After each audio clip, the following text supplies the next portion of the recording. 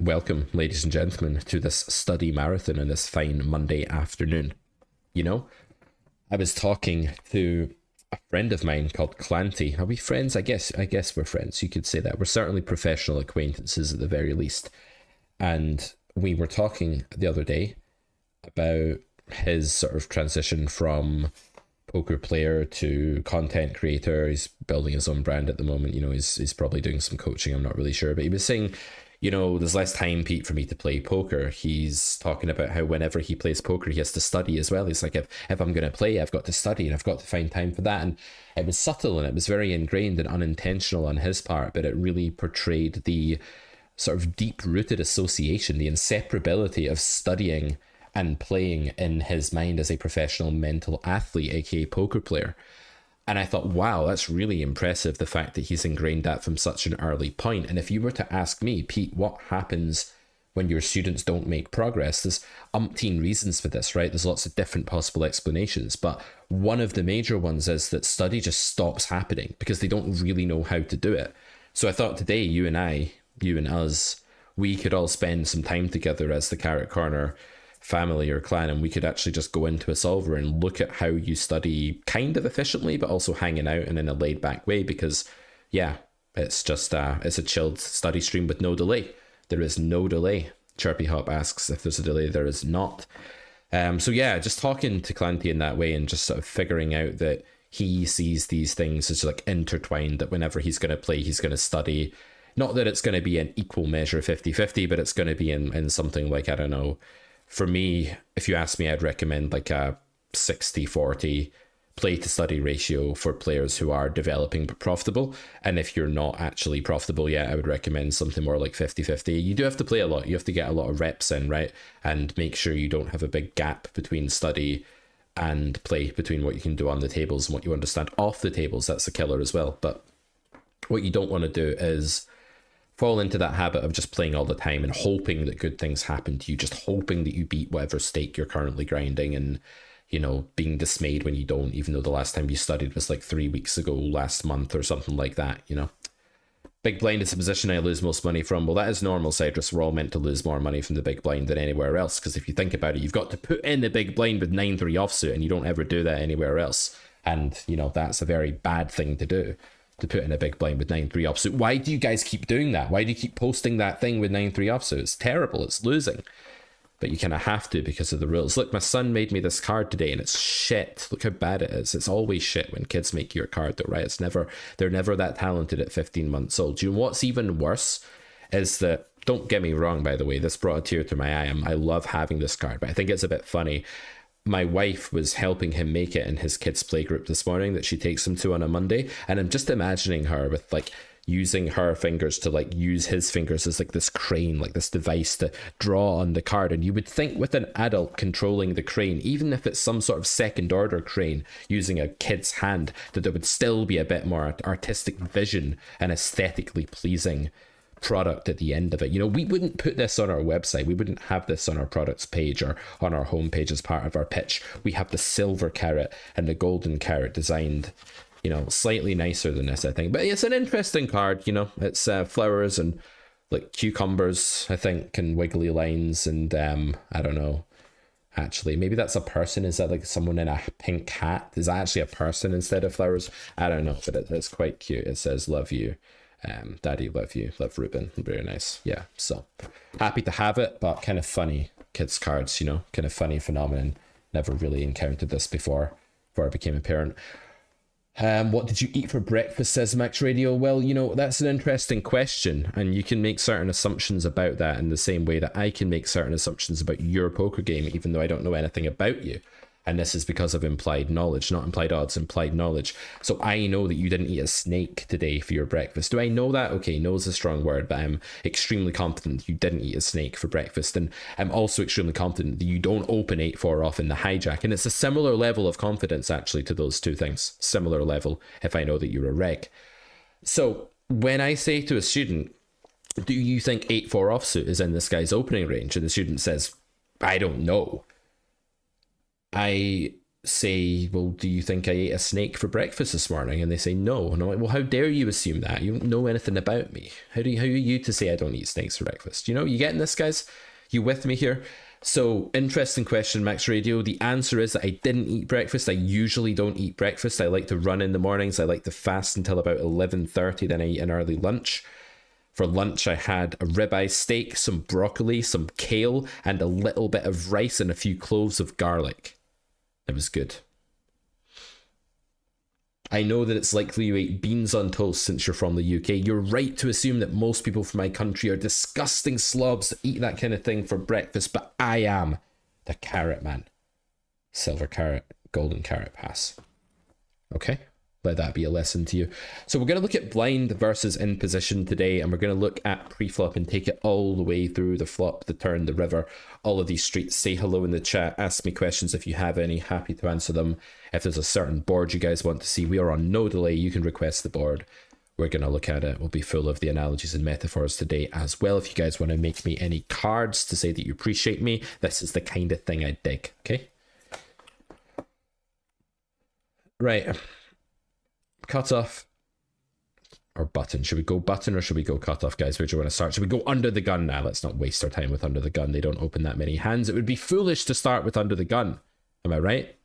Let's go button. Let's start with button. It's the sensible choice. You guys are about to say that in the chat, though. I know you are. I can feel that after that 5-second delay, you're all going to say start with button. It's the right choice. Small blind folds, and this is our strategy as the big blind against min. We're going to look at min today. More and more people are minning. We want to be good against min. There we go. Dominic Morton says button. What a guy. What a lad. So when we look at this range, the first thing we want to do is scout the parameters of this range. What is counterintuitively wide? And hold on, let's address a common misconception, a fallacy, if you will, about pre-flop play in No Limit Hold'em online in high rake games. This is a high rake game. What does that mean? Does it mean you can just randomly fold a hand and say it's high rake? No. Where do you pay the rake? You pay it everywhere that goes post-flop on most sites, and there's some other weird rules in other places and some sites. So by paying rake post-flop, it means that when you make a conscious decision to get involved in a single raise pot as the big blind, you're signing up to pay that tax, right? Rake percentages across most sites are pretty flat. They're like 5% or 4.5% or something like that. And no site really dares raise the rake percentage higher than that, because then people will be like, oh my God, it's 6% rake, and it'll clearly stand out. So what they do is they raise the thing that's a little bit less traceable or trackable, which is called a rake cap. And that's the total amount, the maximum amount of big blinds that can be taken from the pot.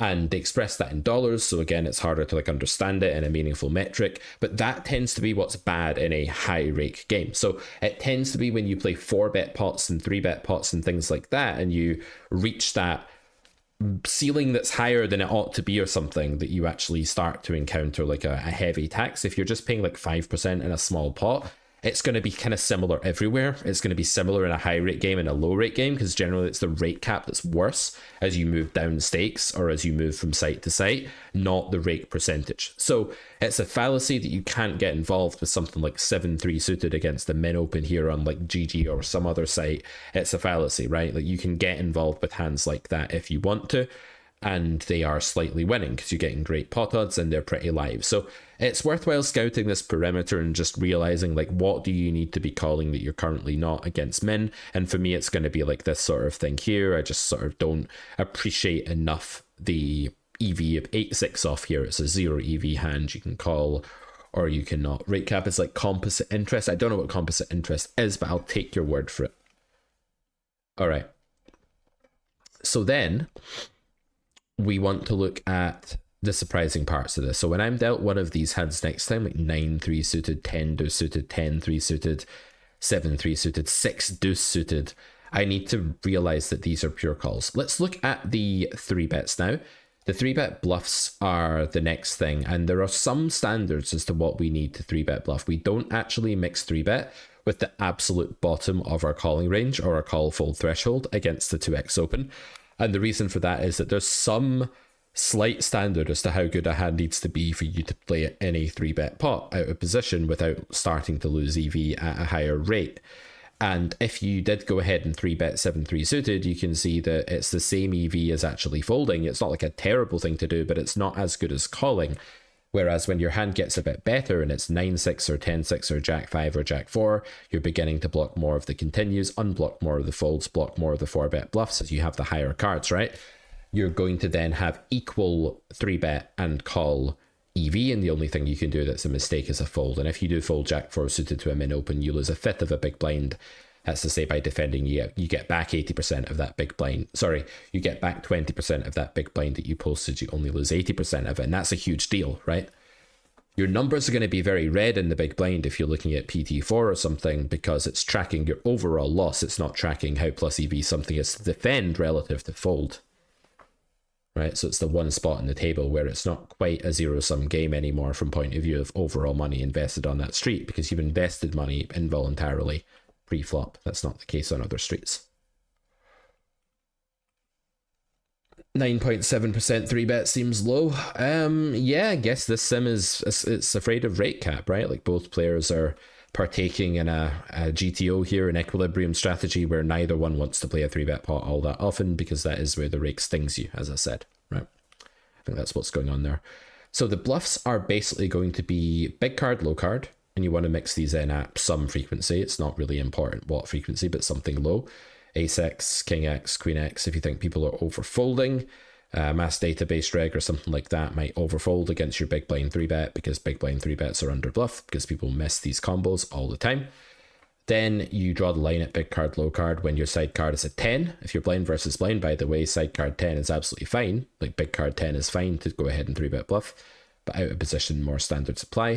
So you draw the line at like Jack 3 and 10-5, like they're no good, or they're slightly worse to 3-bet than to call, but you can, when you have the bigger card that blocks more folds, is better, and just as a makes better flushes and unblocks more folds and blocks more 4-bets. In terms of suited connectors, these can go either way. You'd never dream of folding them, but they can go ahead and 3-bet or call, and you definitely want to be mixing in quite a lot of your 3-bets from the connector zone. These hands just get nutted more often, so it makes sense to 3-bet them. Note that as I'm going through this range, I'm talking about the why behind the what. I'm not just focusing on copying it. I'm trying to articulate to you guys what makes it the case that the EVs in theory are moving in these directions. Do you use RNG for the mixed hands in such a range? Yes, absolutely. If I'm not interested in taking a pure action exploitatively, RNG is a nice way, in my opinion, to outsource the decision so that your frail human mind doesn't have to try to guess it. I don't know, like, how do you do that if you're a live player? It's a nightmare, right? You're like staring at your watch, you're like looking at the second hand on your watch, and it's just silly and taxing and horrible. So yeah, RNG is a smooth experience. It takes it out of your hands, and sometimes just having less decisions to make is good for a human. Like the decision of where to place this in the house is a taxing, vexing decision. Should it go on the windowsill in my office? Should it go on the kitchen table? Should it go away in a drawer somewhere? You guys can vote in the chat where it should go. Where would you put it if it was in your house? Let's talk about these offsuit broadways. These are a bit counterintuitive, and the reason you 3-bet these is best described as a hybrid. There are elements of bluffs. There are elements of a bluff when you 3-bet a hand like Queen 10 offsuit. It's a bluff in the sense that your opponent on the button is going to fold a hand like Ace 9 offsuit or even King 10 offsuit in response to your 3-bet. So you're making your opponent fold dominated and very good hands against your hand. That's where the bluff element of Queen 10 comes in. The value element comes in when villain calls you with 10-9 suited and you're just a favourite and you just make better pairs than that hand. And the denial element comes in when villain folds 6-5 suited or something and they fold up technically a worse hand than you, but by very little. Pre-flop equities run so close together that just generating fold equity with a hand is going to really help the EV. So if you can wrap your head around the pre-flop EV of these combos, it really, really helps. And if you can understand why Queen Jack off might be a 3-bet, it survives well against some hands, dominates others, gets dominating hands to fold, and cleans up equity against low cards, you're going to just understand pre-flop way better than if you're just like, oh, what was the red bar in the Queen 10 square again? How far was that up the range?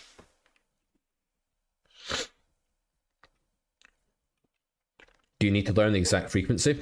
Great question, Pico. The answer is no, and in fact the exact frequency has nothing to do with your EV, because picture yourself at the table with this Queen 10 offsuit and your opponent opens the button and you're deciding what to do. Do you think your EV in this hand changes? based on the frequency that you 3-bet the hand at? The answer is actually yes, because maybe one action is actually better than the other. For example, if your opponent is a big calling station that's going to play back at you and 4-bet you all the time, the EV of 3-betting this hand is going to go down and you should now always flat this hand. But assuming that the EVs are close together, or that you can't tell which line is better with Queen 10 because your opponent's kind of normal, they're not grossly overfolding, they're not grossly under 4-betting, they're playing kind of normally post-flop, in that case, it's murky to you which line is better, and so they may as well just have the same EV, and then it doesn't matter whether you use an 80% 3-bet frequency or a 15% 3-bet frequency. If the lines are the same EV, your EV is always going to be the same. Where that changes in Equilibrium, or the reason it's not the case in Equilibrium that the sim just does random frequencies whenever it wants, is that it's playing infinite trials against itself and it's constantly morphing its strategy to react to its solver opponent. And if you imagine that you played a heads-up challenge, you played 50,000 hands heads-up against the same reg, like D-Negs did against Doug Polk, because D-Negs was very brave and silly, then what happens is that your opponent learns your tendencies, sees what you're doing, can exploit them. There's higher visibility and there's more repercussions in that kind of environment, right?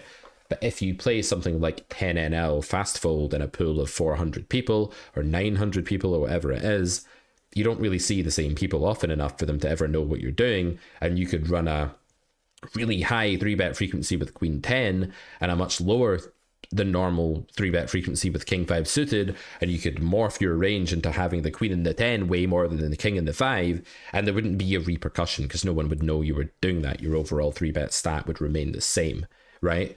However, if you increase the frequency with every hand in your range in a small pool where people can see you and there's some visibility and a built-in HUD or something like that, then people will look at you and say, if that's a guy with a 16% 3-bet or a girl with an 18% 3-bet, I'm going to go ahead and 4-bet them. But even then, it's going to be a small section of the pool that's checking that, reacting optimally, and a lot of people won't have many hands against you. So that's just a bit of a rant on what visibility is and how frequencies feed into it in theory and how they usually don't in practice.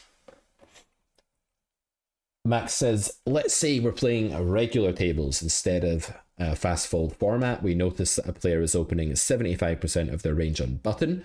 Is 3-betting King 4 or 6-5 just become way better and becomes a pure action? The most likely answer is yes, and because we don't need 100% certainty to act on reads in poker, the conclusion is that you should just 3-bet that hand in the short term and just in a vacuum and in reality as well. And the reason is that if someone was genuinely opening 75% on the button over a large sample, by far the most likely way that they'd be reacting to a 3-bet would be that they'd be overfolding. Now, it is possible that a player could open 75% on the button and then 4-bet like a maniac when 3-bet, and maybe that's even an okay thing to do in the right meta against the right opponent if you're on the right level. But that isn't going to be the strategy of the vast majority of players who open 75% on the button. Most of them are just going to be like, oh, I've got 10 deuce suited again, I fold, I'm not Doyle, I can't play that hand. Only certain people can play that hand, right? Okay, so learning these 3-bets is also is a matter of hand classification, right? They're all hybrids, they all have mixed reasons for doing it. But some hands are relying more heavily on nuttedness and playability post-flop and just being live and then fold equity from hands that beat them, like these. And other hands are doing it for more of a mixed bag of reasons. If you have King Jack suited here, it's clearly just a hybrid hand. You can get Ace 10 to fold, that's a hand that's ahead of you. You can get called by King 10 suited, that's a hand that you're crushing. And you can just fold out like some deuces or some 6-5 suited, that's a hand that's, somewhere near flipping with you, maybe slightly ahead, slightly behind, depending on the hand. Then you want to identify like the median, right? These are the hands that you don't ever 3-bet because they're too worried about getting 4-bet and squandering their equity. These, for the most part, in this sim, are hands like Ace Queen off, which is kind of weird because when we look at Ace Queen off, we usually see it as a 3-bet. The good news is that there's not a massive swing between 3-betting and calling, and if you do 3-bet this hand, it's actually going to be really good against anyone who under 4-bets and anyone who over defends. So I'm not saying you should never 3-bet Ace Queen off just because this sim isn't doing it. Like maybe you should against a lot of the pool, and many people in your pool are going to over defend when in position because when they open the button, they don't like folding a hand like, let's see, They don't like folding 3s or 4s ever, or they don't like folding some suited connector that's mixing fold or something like that. So it's kind of common for this to be a bit of a more passively played spot by the button, like a little bit under 4-bet. They're not really finding like this amount of 4-bet with ace queen off or king 7 suited or whatever, but they are defending slightly more often instead. And that can mean that linearizing the big blind range in real life at 25NL or something with ace queen is a good idea. And then just folding to the 4-bet because you don't believe there's enough 4-bets happening. So that's definitely fine. What do you think of this format, by the way, guys? Is this good? Is this watchable? What would you change about it? Let me know as I go how you think we can improve the stream. Suggest what you want me to do next, that sort of thing. And after the stream, do check out our learning pathways that we've built at Carrot Corner, trying to guide your poker career and your poker education properly. My pool under 4-bet and over defend very consistently, says Sharpie Hop. Yep, that's typically what happens in every pool. Humans are humans. Sometimes people say to me, what site are your stats in grade E based on? Like, what's the mass data from grade E based on what site? And the answer is it's a lot of different sites, but it doesn't really matter unless you play in a very small, weird ecosystem.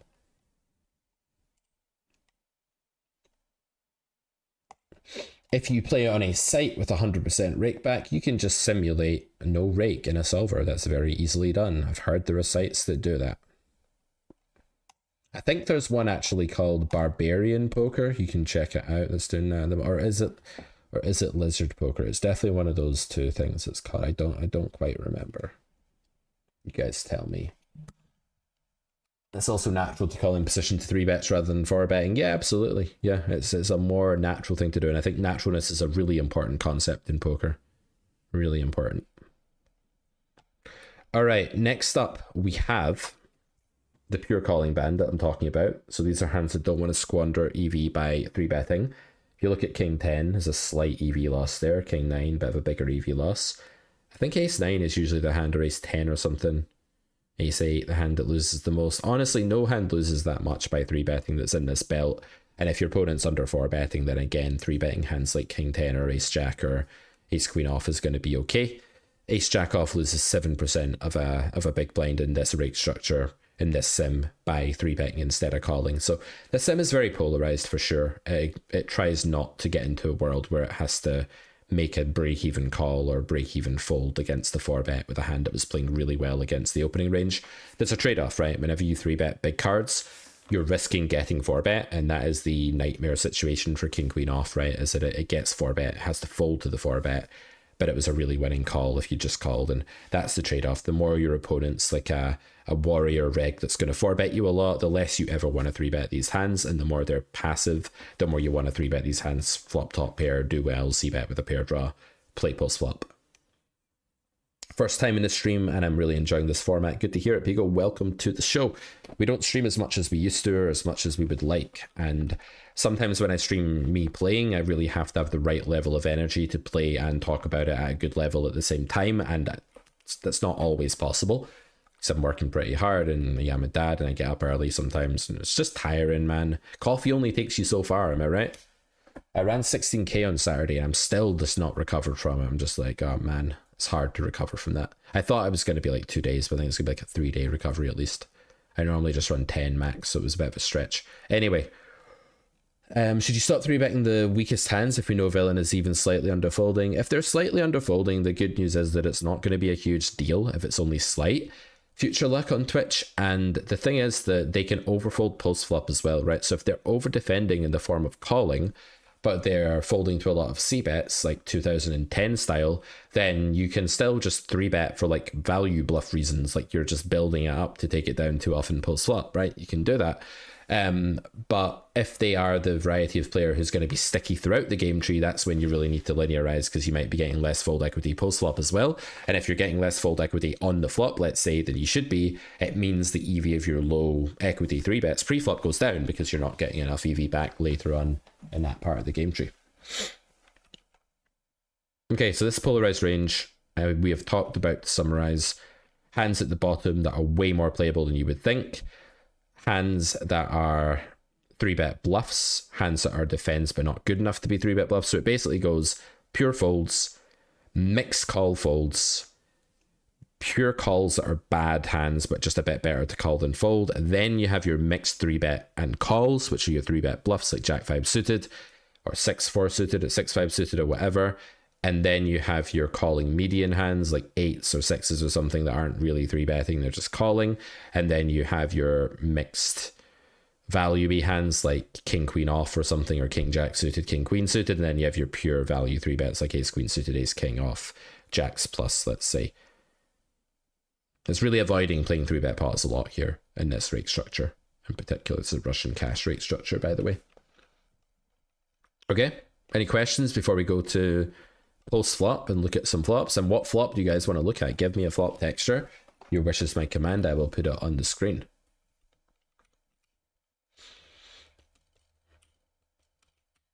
I will put it on the screen, guys. You tell me what you want in a 3-bet pot here. We go ahead. No, sorry, single raise pot. We're going to look at call first. So we call. What do you want the flop to be? And we'll AI solve it. You want it to be mono? Come on, man. We can't start with mono. Starting with mono is like studying an obscure spot before a common one. And I would look at mono at some point. Like, I think you're right to want to look at mono eventually, but I wouldn't recommend looking at it right away, because until you've got the common spots under your belt, like at Carrot Corner, we're always talking in our courses about the common spots first, because they just have such a bigger effect on your overall win rate, and that's what we care about. 983 Rainbow. I'm going to go with that one. I like 983 Rainbow. Max's suggestion. Let's go with that. I'm going to choose 9 of spades, 8 of diamonds, 3 of clubs. By the way, two-tone is a bit more common than rainbow. It's more likely that 2 cards match on the flop than they're all different suits. Don't know if you knew that, guys, but it's more likely statistically. Doesn't mean you can't look at rainbow because it's the second most common flop texture, and it is still quite likely, but two-tone is where it's at, really. The best spot to look at commonness-wise is like a two-tone flop where the flush draw doesn't get there on the turn, and just like study that, where it's like a rainbow card on the turn. That's a good one to look at. Just super common. So like a turn here to look at that's just common is something like the 4 of clubs, because very often you'll just have like 4 cards that aren't paired, and 2 of them will be the same suit and 2 won't. So we have 983, and we're going to check. Now, what do you think you face here the most often? This is going to be the most important thing to get your head around. What do you face when you check here as the big blind? What kind of c-bet do you face? This is cash injection in the Silver Carrot Pathway, episode 1, by the way. We have an exploitative lecture on this.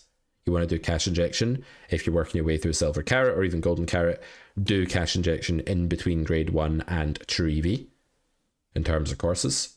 And this is episode 1 where you can exploit the hell out of small c-bets. But today we're going to start with the theory. But yes, you face B33 more than anything else, or B25 or something, right? That is what you guys face. That's what I face. That's what we all face. That's the meta. It's probably never going to go away. It's kind of like jeans. B33 is like jeans. Like, people are probably always going to wear jeans. People are probably always going to gravitate to B33. Every now and then there's a new fashion and people wear like denim shorts, and then this is like gone again and it's back to jeans, right? It's like that. B33 is like ever present. So we'll plug that in for button. What do you think your opponents do here? Do you think they check this flop a lot? Do you think they build a good strategy? Do you think they range bet? I think they range bet. So a simple way to cater for that is just to edit or node lock the frequency up to 100 and apply it. It's not a big change. You're meant to bet this flop really often if you use a small sizing. One mistake I see people use sometimes is they'll use a small sizing and bet way too selectively for that small sizing. The point of the small size is that you're building a merged persona, a merged strategy, a merged approach to the game. And you want to start by betting most of your range on favourable boards like this and go from there. Almost all boards are favourable for button, by the way, in a min, open and call configuration. And if you're playing like what I play in this spot and what I'm teaching in the new course I'm building called Modern Master Plan, that's a B200, big overbet flop strategy, and that makes you a very polar kind of person. And so you want to pick your strategy and roll with it. If you're good at playing a merged range on the turn, fine, start with this. If you like playing delayed c-bet nodes a lot and playing a more polar range on the c-bet, turn nodes, play a bigger bet. Right, you can do either on this board. The boards you don't want to build a bigger bet, by the way, as in position, are like paired boards, monotone boards, boards where the big blind just beats all of your overpairs effortlessly by having 1 card in their hand or 2 cards, the same suit or whatever. Okay, so therefore, we face this, and again, you want to look at the perimeters of this range. Where is the call fold threshold? We talk about thresholds in grade 1 of the Carrot Poker School. We first learn about them. It's part of Silver Carrot if you're looking to get started. And the call fold threshold is simply where calling is break even, right? So as big blind here, I'm not going to play that giant raise size. I'm actually going to play a small raise size in this spot. I'm going to show you guys what this looks like against a range bet. It's a valid strategy as well. This number is going to shoot up to like 26%. Okay, not quite, 23.5%. I guess strong. But yeah, why does it do this? I hate when it does this. Does anyone know why it like makes the range all dark? I feel like it's a glitch, like it's not supposed to do that. Anyway, I have to be careful I don't click. So basically, we want to learn the call fold threshold where calling is 0 EV, where we're getting this 20% pot odds exactly. We get back a fifth of the pot that ensues after we call. Where is that? Well, just look for a blue-green hand like King Deuce of Spades. You look at King Deuce of Spades and you think, but that's a really bad hand. And it's like, yeah, but it has an over and but it has a bit of showdown, has some backdoor, and you're getting pretty good pot odds. But yeah, it's kind of wild that that hand is break even. Maybe a more intuitive hand is that's a pure call actually, unless it doesn't have a backdoor. There aren't many hands that are actually totally indifferent here because the backdoor just pushes them into being like clearly profitable or not. So hands that you could end up being too tight with here, I'll give you some examples. King Queen off, right? Could be too tight with that. King 10 of hearts. That's almost the fold actually. That's a good example of a break even hand. But learn the thresholds when you're going over this, because you need to be. My guess is that if you're playing anywhere below like 200 NL, you're probably losing money in this spot, losing EV in this spot by overly tight play. Being too tight pre-flop, and then when you do get to the flop, folding too much to like range 1/3 and not raising enough. And cash injection will sort that out because it will show you right away just what you can do, but we can sort that out today as well. What are some other hands that you might be folding here that you shouldn't be? Well, you could have something like just ace high with a backdoor.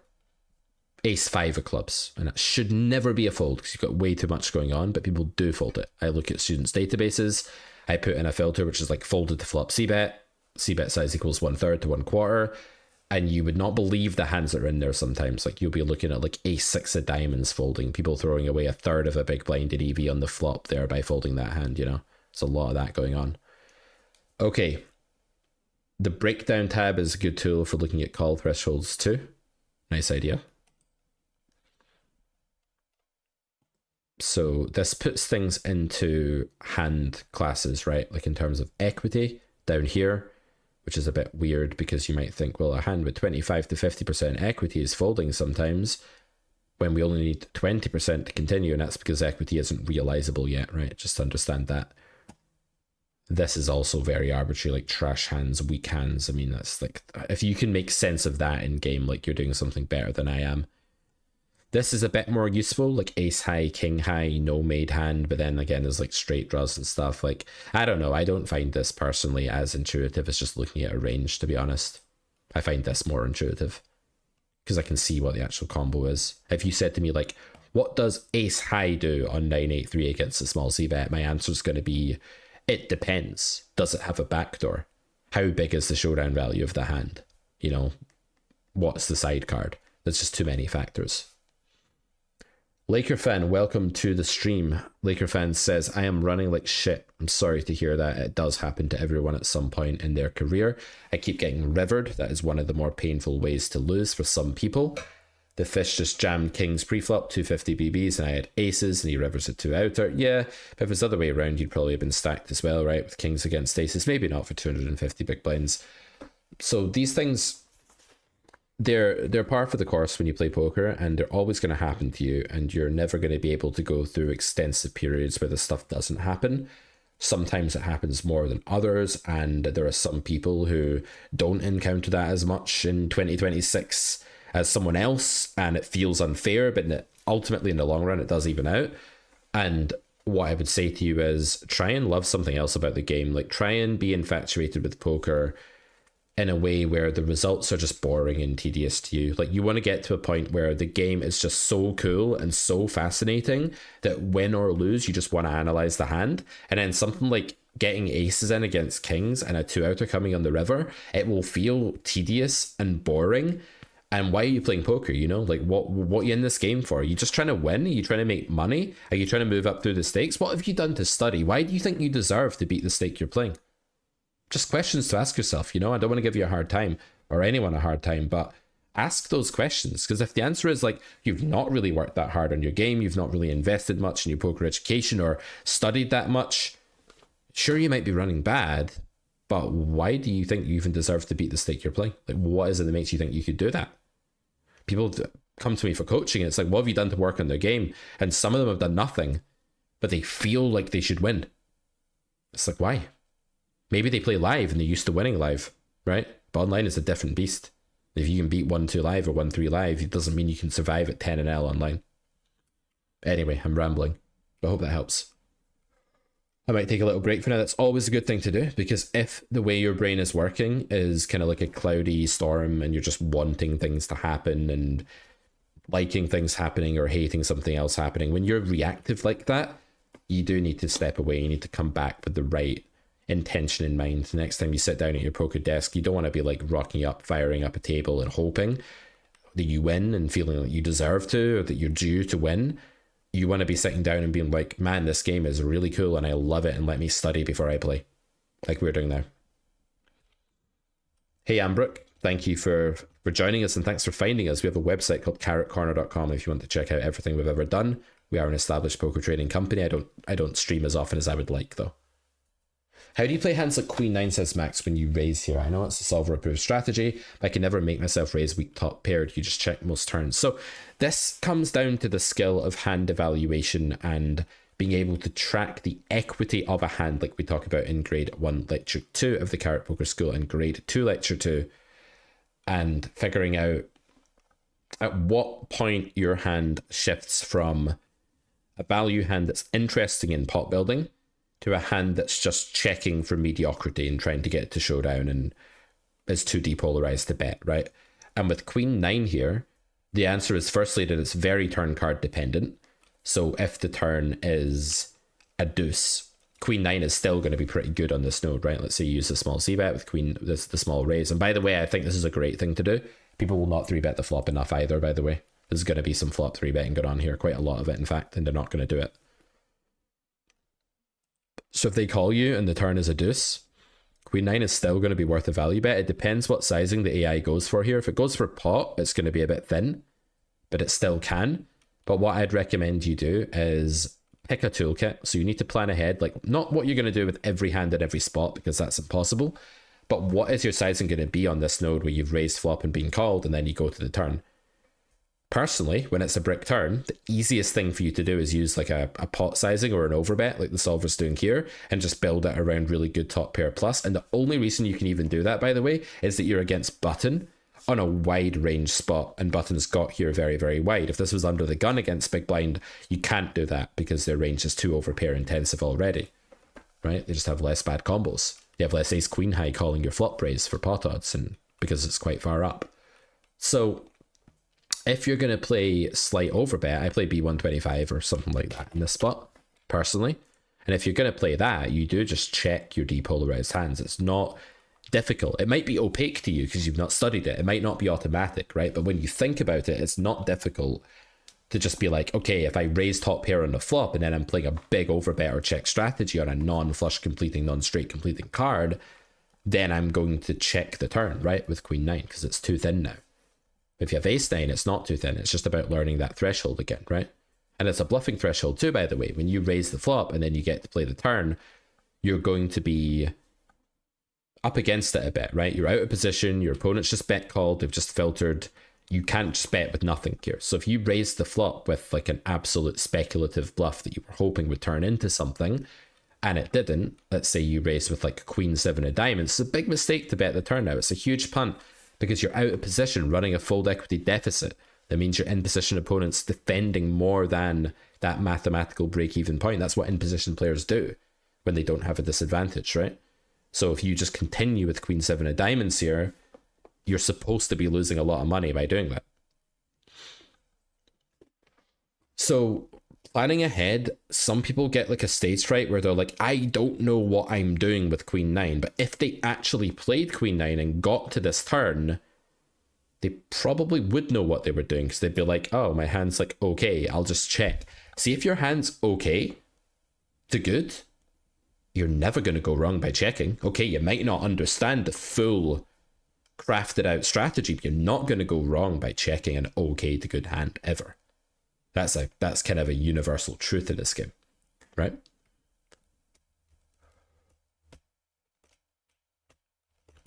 Laker fan says, I study every day. That's great to hear. At least I know it's just short-term variance. Well, you know, do you? Do you know that the reason you're not... Okay, assuming you're not winning, right? Maybe you are winning, right? But assuming you're not, because most people aren't. Most random people tuning in right now, typing in chat, aren't winning. I would just say that, right? I don't know, maybe not in this channel, but in most content, that's true. So if you're not winning,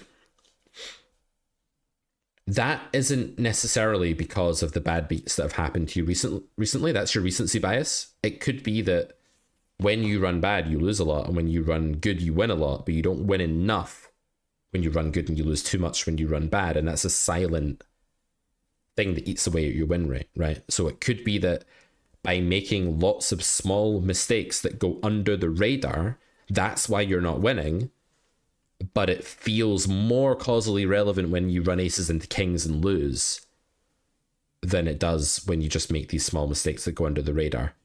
And that's a really common thing, that the thing that actually stops people winning isn't the thing that hurts, and the thing that feels like it's the problem.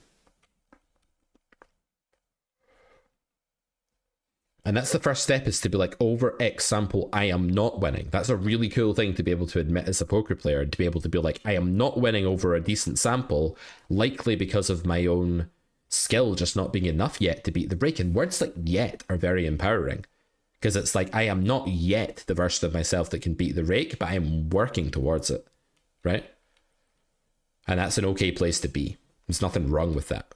Whereas if you're like, oh, god damn it, I'm not winning because aces against kings, well, you're not really seeing the situation for what it is, because it's not the case that in the long term you're not winning because you ran aces into kings. That's not the long term permanent reason for not winning. That's a reason for not having a winning session, which ultimately doesn't really matter.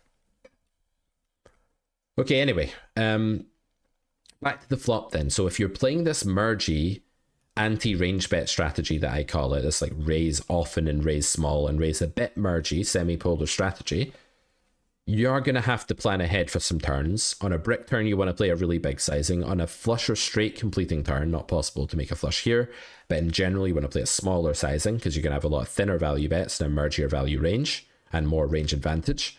But a brick turn, you have a range disadvantage, big nut advantage, usually give up air, bet high equity draws, bet big hands, sometimes check raise big hands, go huge. That's the blueprint for a brick turn. That's grade 3 Carrot Poker School to really iron that out completely, all the theory behind that. So yeah, let's pick a hand. 10-7. When you raise 10-7, what's going on? Well, you benefit from a fold immediately, you can make the nuts later. You have pair draws that can be live as well. Villain will have to bet calls on like ace king here and stuff like that at some frequency. And then you gain a bit of like, what I want to call it loosely denial. Like, he has a bad hand, you have a bad hand, you raise. No one was going to get there, and you just won the pot because you raised and they didn't. There's a bit of that going on. The downside is that the times you don't get there, you pay more, right? That's the downside. But because this is an overfolded spot, we'd recommend pure raising. If you're playing 10 and L, I'd recommend pure raising 10-7 to start with. I just wouldn't mix any call. I'd always raise this hand. And I'd have a list of hands that you just always raise here, like 10-7.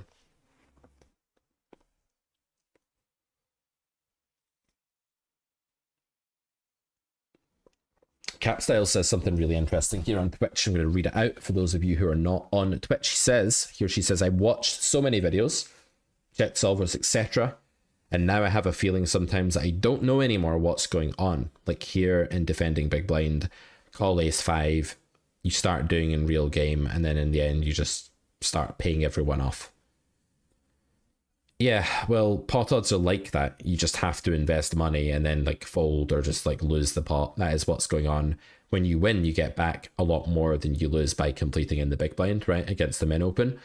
So don't let your subconscious trick you into thinking that you need to be a 50% favorite, you need to take the best of it to defend some crappy hand out of the big blind. You just need to get back more than like the pot odds demand. So if you're getting back 30% of the pot there by calling a min open, you're printing in that spot. That's going to involve quite a lot of painful, just dry spells where you just miss the flop and fold and it feels like you're donating. I'm not sure if I'm totally capturing what you're getting at there, but that's my best attempt at an answer.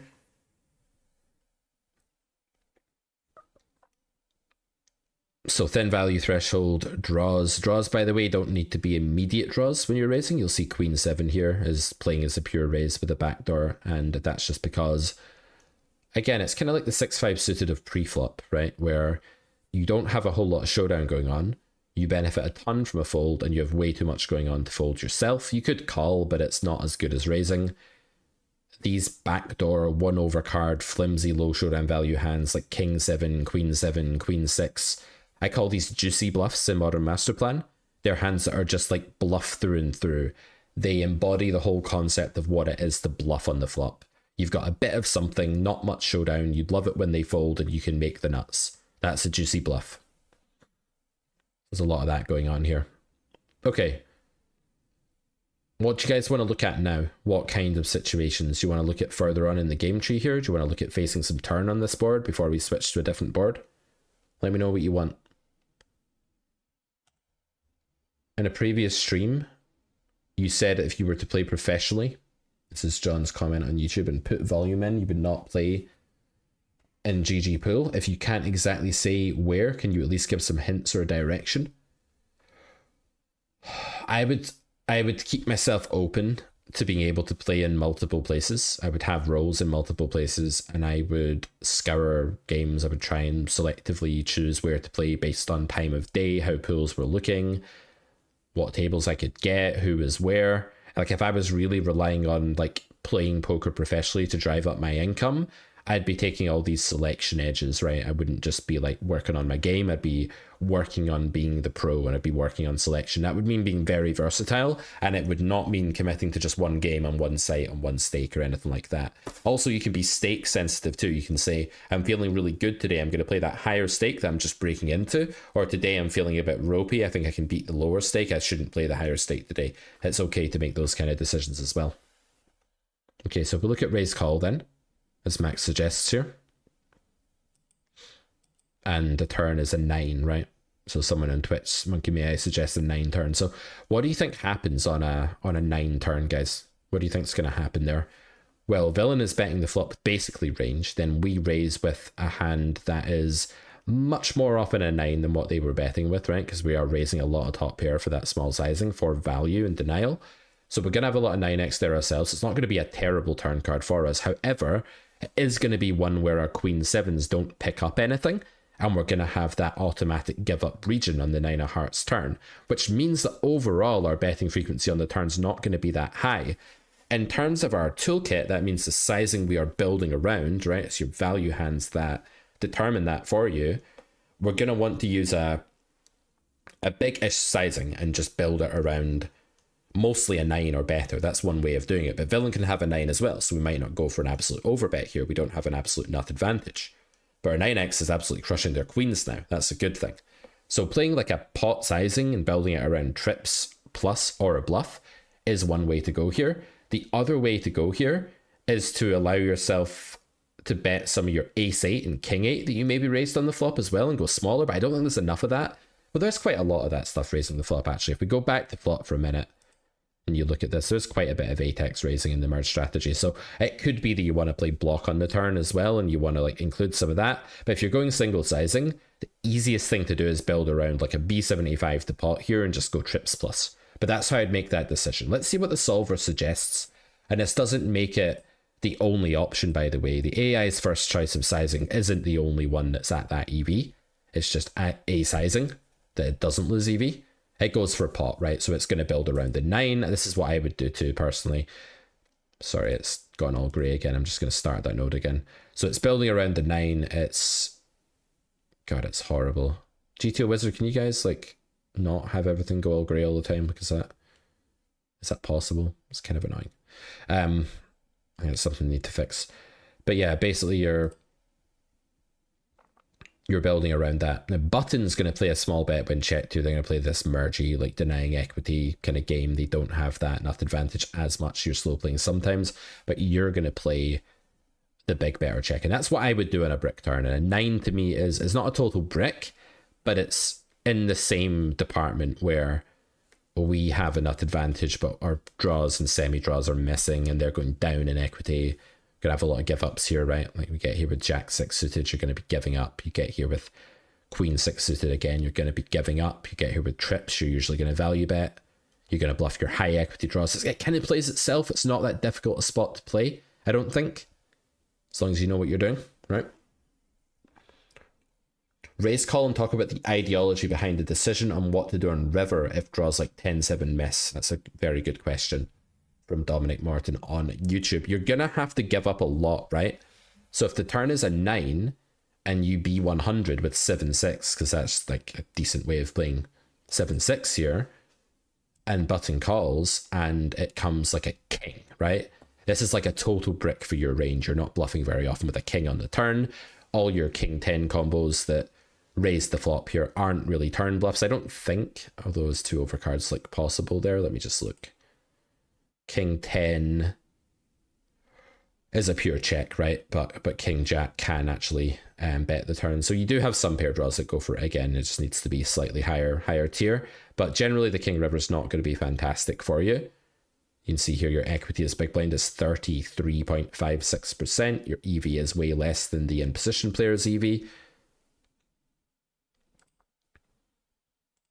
And so when we look at the strategy here on river, you do quite a bit of giving up, and your King Jack is now a bit too thin. So that river's maybe not like a total brick, right? Like maybe that's a bit, it hits some of your pair draws on turn. Because this is such a dry board, you do actually bluff the turn with like overcards sometimes. So maybe if we say a deuce. So now equity's 37%. We're going to be blasting with the 9 here. We're going to be giving up with a lot of air. And if there's a hand that it's good to learn like the pure give ups here, right? So something like Queen Jack, for example. Apparently it has some check EV, which is a bit weird, but that hand is going to be blocking hands that villain isn't as interested in calling. And then when you unblock that folding range from your opponent, you have like these low cards, 6-5. These are going to usually be the heart of your bluffing range in these spots on that run out. It's like these low cards that can block a bit of 9x and unblock some of the Jack 10 combos that are just calling to then fold and things like that, right? Interesting that villain can't bluff every single worst combo in Queen Jack, or that they check some of them there.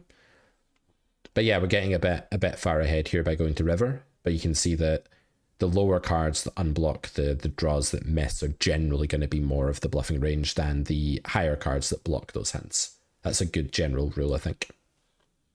River's tricky, a very tricky spot. An interesting turn to look at here as well after you raise flop is something like a 10.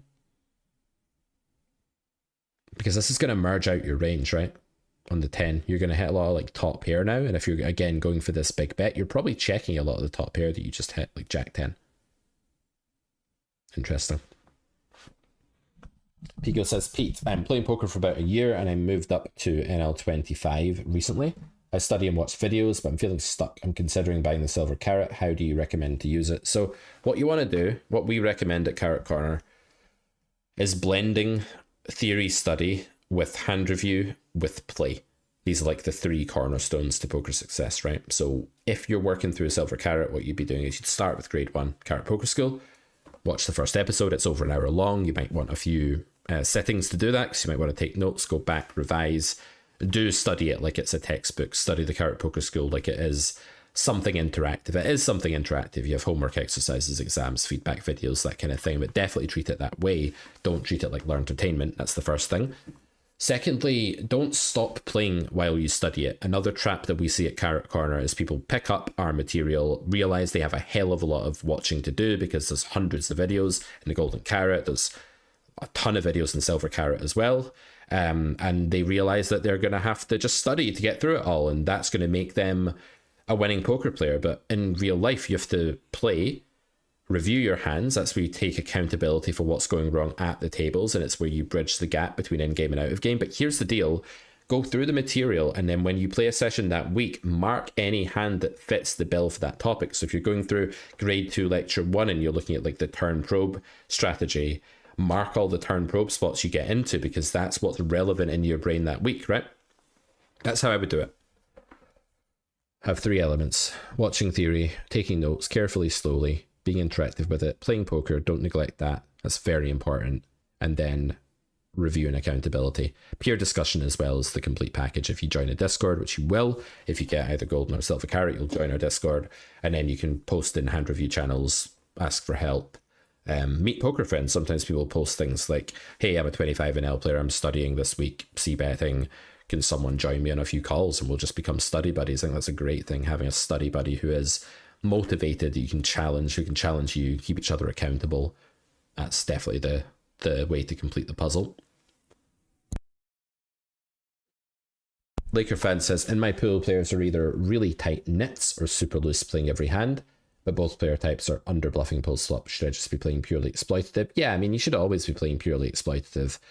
Pillage the nets pre-flop, you know, steal way wider, open your buttons, small blind cutoff really wide, 3-bet them really wide. Just because they're nets doesn't mean they don't still fold to 3-bets. They can be a bit tight with their opening, but equally like never 4-bet without aces or kings, and fold to 3-bets really often. Fold to c-bets way too often, that kind of thing. Build it up, take it down, right? Just pick away at them.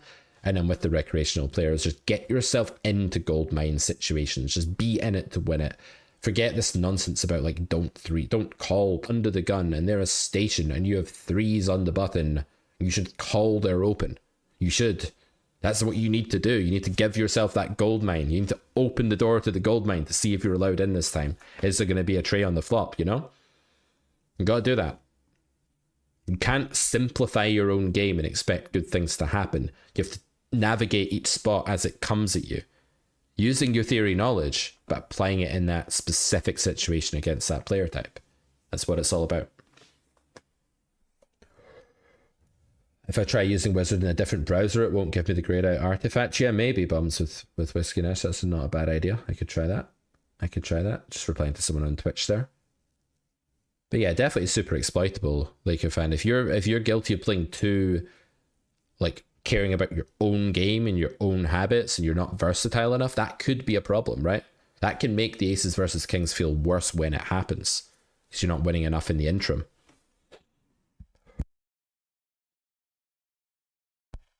Right. So I want to now look at the flop a bit more. I'm going to study this from my point of view. I've been helping you guys a lot. What am I missing here? Let me be super honest for a second. I'm definitely not raising top pair at enough of a frequency. That's for sure. I need to up that. I'm not raising second pair at enough of a frequency. I guess I'm calling these hands, so that's similar. Bluff-wise, I am definitely finding like the Queen 7, but not often enough. Not often enough. So for all of the, oh, I made cash injection, I made this course, I know how to defend against c-bets. See if you put me at the table, guys. I'll actually play too tight. Even though I'm telling you that, like, I understand how to not play too tight. Still in game, I might revert to being a bit too tight here. And you guys are going to revert to being a lot too tight here, just by nature, right? A lot of you. King 5 of spades. What am I honestly doing with King 5 of spades? How often am I accidentally just like folding that without even realizing that it's a mixed bluff? Definitely sometimes when I'm distracted. Yeah, for sure. Ace deuce. Do I raise that enough? Yeah, probably. Just being honest here. Ace 7, do I raise that enough? No, probably not. Anything else I played differently? Ace 7, do I ever call that? Maybe. It's not good without the backdoor. We're a long way from showdown.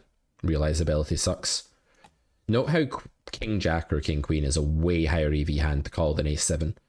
Because it's not just linear, it's about improvability. You're a long way from showdown, right? Queen 8 raise is hard to find, yeah. But when you think about it, they're betting range, right? Just remember, visualize this. If your opponent's doing this, Queen 8 is a massive hand. We definitely undervalue hands in late position against ranged bettors, as I call them. Range better. I'm gonna get Sam the Lamb on the stream maybe today. I know he promised us last time he'd come on. He's told me he might come on again today. I'm gonna make a Zoom call just in case he wants to. Gonna make a Zoom call, guys. If he stands us up again, you know, this is gonna be a big problem.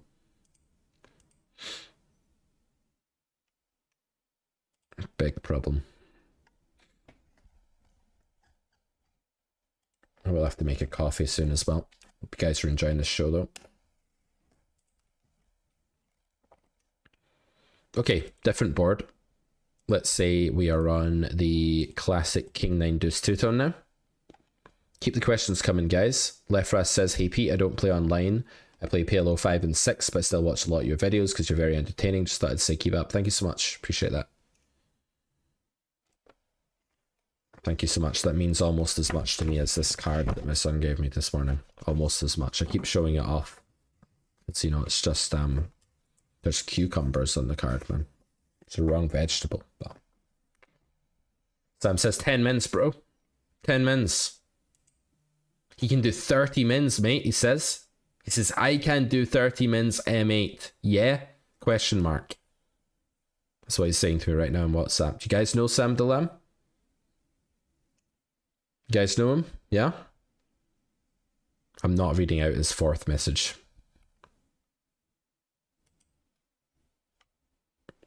Not doing that.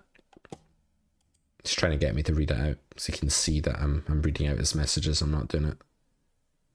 Okay, King 9 Deuce, right? So again, we're going to get them to do the normal thing that people do, which is take this 82%, drive up to 100% C-bet. You guys like my new office, by the way? You like my cards and chips display behind me? You like it? Do you like these silver and gold carat plaques below me? You like this range bet strategy? Crisp looking stream today. Oh, that's 24%. We'll say 33, right? 33%. Your man C-bets are 33% frequency. I want to range bet though. Because this strategy is just complicated. It's a complicated strategy.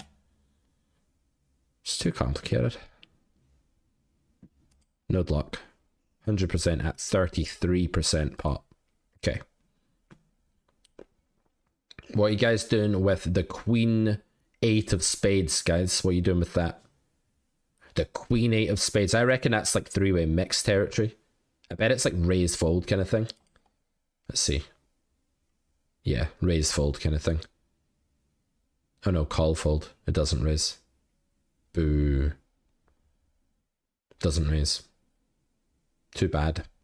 So this flop, right, is wetter. And there are more gut shots and immediate draws and more straights and stuff are going to be possible on the turn immediately. And when a board is wetter and has more draws, what happens is that the standards for bluff selection go up a bit and the immediacy that you need in your outs increases. There's more pressure to have immediate redraw rather than speculative backdoor type hands. If you look at 6-4 of spades, sorry, let me go down to like 5-3 of spades. You could say that's backdoor. Can't I just go ahead and raise with it? But the answer is no. Not in theory, because there's more immediacy required on this board. Also, we're playing raise 100 here, which is probably the bigger reason for why that's happening. Oops, let's go raise 50. Because again, I'd still recommend playing the 50% raise here.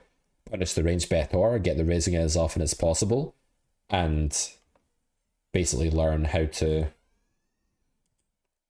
do this. So now the Queen 8 is still just a call, but it's closer to a raise now. And now the 5-4 is still not raising. So that's good. It didn't change the result of the sim. So what are we bluffing with? Immediate draws. Jack 10. Bigger cards with backdoors, like 10-8. Something like that.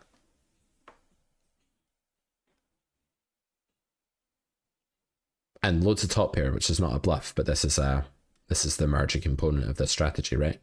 So again, looking at this from my point of view, am I finding enough raises with King 7? Probably not.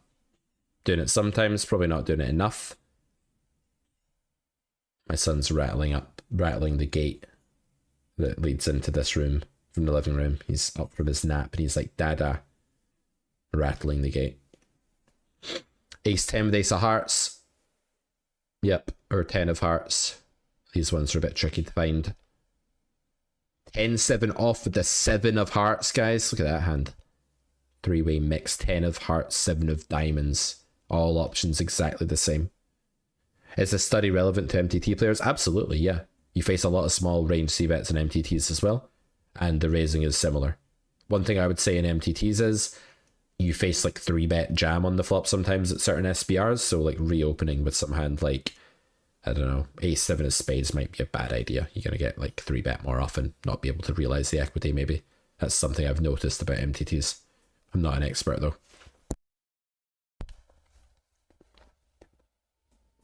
So this one is maybe a bit more intuitive. Because the board is wetter, you just need that immediacy of your outs. It's a bit more normal. You're raising like the straight draws and the flush draws and stuff. The Deuce X is a really cool one as well. The bottom pair is always going to be mega unblocking to their folding range. And it's going to be a hybrid raise. Like you're going to have nice 5-out redraw. If you bink that deuce on the turn or whatever, it's really good. Really high EV card to hit. Can't be a heart because the deuce is a heart here. Good stuff.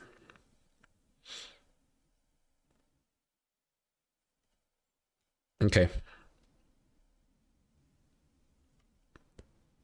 8-7 of spades is enough to call here. Interesting. So again, familiarizing yourself with turn play. If you do the small raise here, you get called, you get a brick turn. You're going to be playing pot check. Overbet check, actually. B132, that'll do, that's close enough. It's going to go again with all these high equity draws. It's going to take some 7-5 of hearts. It's going to go again. It's going to go again with the deuce as the bluff here. And it's going to give up with the lowest of the flop stuff. The worst of the flop stuff. Jack 10 is like almost okay. If it has a heart, it's actually like a bad thing now. Interesting. Jack 10 mixing, Queen 10 giving up.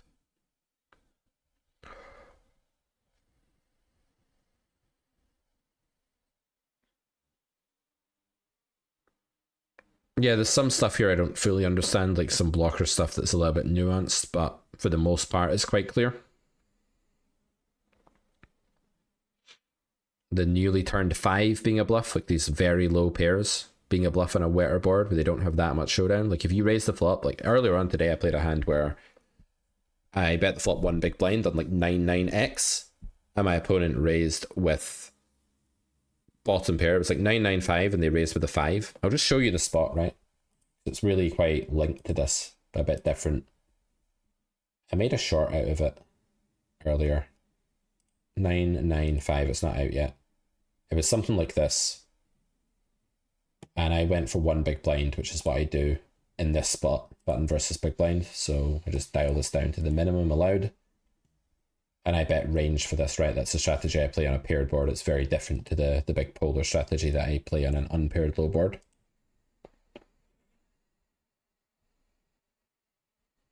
How old is my son? He's like 15.5 months, nearly 16 months, Laker fan. What's the difference in calling range for in position versus raise 50 and raise 100? Good question, Chris Michael. Probably quite considerable. Like there'll be a lot less mixing over card calls on the lower boards for sure. A lot less gutters calling on the King 9-5. So this is what I do on this board, and my opponent had 5-3 of clubs here, and that was their hand. Don't know if this was the right suits, but they had 5-3 anyway. And they raised, which is fine. You can call or raise here. It's like a value raise, right? When you... Okay, it's going for a tiny raise. He went for about 50. He was playing the same sizing I was playing. And when they did that, I had pure continue in my hand. It was a pure continue. See if you can guess what my hand was in the story by the end of it, right? I don't think I've told you yet. So I called. My hand on the flop here, by the way, when I face this raise, is playing as a pure call. By the way, I wouldn't recommend playing this 3-bet range at all. I just wouldn't do it. In fact, let's get rid of it. It's just not necessary. It's overcomplicating. It's complicating. It's overly complicating. So we don't do it. My hand's a pure call. That's your first clue. the turn was a brick of all bricks. It was like the deuce of hearts. My opponent has 5-3 here, right? And my opponent decided to bet 75% of the pot. No, sorry, raise. Wrong node. Raise call is something like this. Solver's just gonna, it's gonna go B40, right? My opponent went B75. And if you go B75, his hand is a pure check. 5-3 of clubs, but he bet his hand for 75% of the pot, right? So he check raises here against my tiny range bet. And when I call, he B75s this turn with 5-3 of clubs. My hand on the turn is a pure call. Once again, it is a pure call. That's the wrong node. Sorry, it's this node.